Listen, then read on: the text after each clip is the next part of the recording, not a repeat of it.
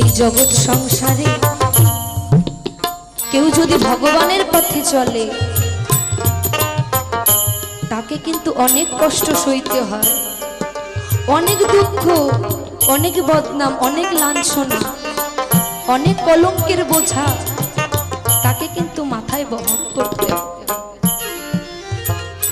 ভগবান বলেছে, যে করে আমার আশ আমি করি তার সর্বনাশ, তথাপি যদি না ছাড়ে আমার পাশ আমি হই তার দাসের দাস। শুধু এক জন্মের না, জন্ম জন্মান্তরের জন্য ভগবান ভক্তের দাসে পরিণত হয়।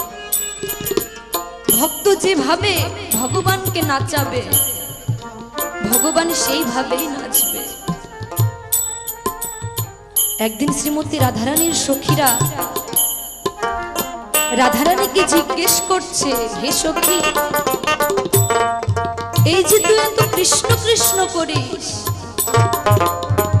লোকে তো তোকে কত ধরনের কথা বলে, কত গালমন্দ করে, তোর কি একটুও খারাপ লাগে না?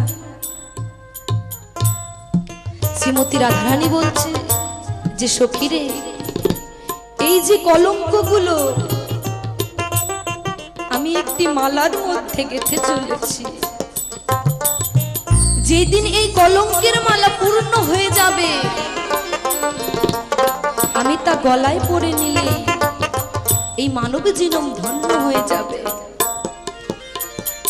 মাগো, আপনারা দুহাত ভরে আশীর্বাদ করুন, যতদিন এই দেহে প্রাণ থাকবে আমি যেন দেশ বিদেশে আপনাদের মতো ভক্ত সঙ্গ করতে পারি।